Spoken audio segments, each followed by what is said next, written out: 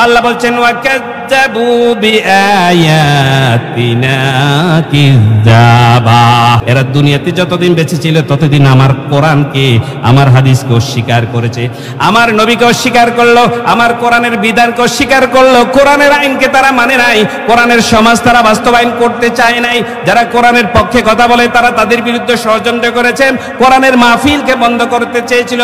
ওয়াকাযযাবু বিআয়াতিনা কিযাবা, এই লোকগুলো আমার কোরআনকে, আমার বিধানকে চরমভাবে তারা অস্বীকার করেছে।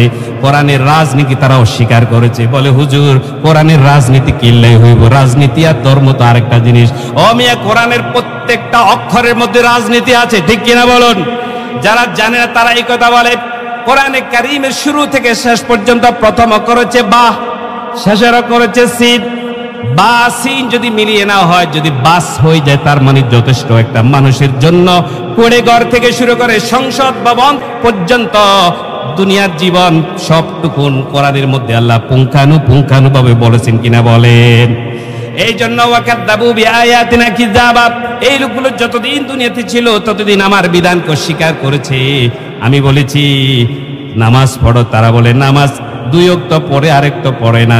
মাঝে মধ্যে জুমার নামাজ পড়ে, কোন লোক আছে শুক্রবারের নামাজ, কোন লোক আছে ঈদের নামাজ পড়ে।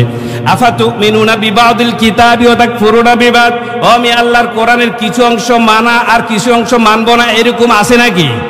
আল্লাহ বলছেন না, ওয়াকাযযাবু বিআয়াতিনা কিযাবা, এই লোকগুলো আমার বিধানকে চরমভাবে অস্বীকার করেছে, আমার বিধানকে তারা লঙ্ঘন করেছে। আমি বলছি নামাজ পড়, যার নামাজ ঠিক তার সমাজও ঠিক, যে নামাজ পড়ে না তার সমাজে কোনো দাম নাই।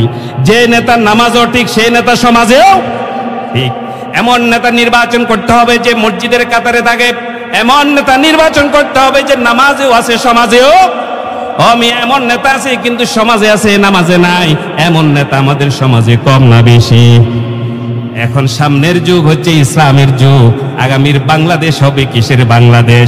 ইসলামের বাংলাদেশ। আপনাদের দায়িত্ব আছে, আল্লাহর কাছে জবাবদিহি করতে হবে। যদি মরে যান, কিয়ামতের ময়দানে আল্লাহ রাব্বুল আলামিন ট্রাইব্যুনাল বসাবেন, দুনিয়ার আন্তর্জাতিক অপরাধ ট্রাইব্যুনালের মতো না, এই ধরনের ট্রাইব্যুনাল না, আল্লাহর আদালত হবে। সেখানে বিচারক হবেন কে? আরো জোরে বলেন কে? আল্লাহ বিচারক হবেন, এটা কে বলছে? মোল্লার কথা নয়, এটা কার কথা? আল্লাহ রাব্বুল আলামিন বলেন, আলাইসাল্লাহু বিআহকামিল হাকিমিন।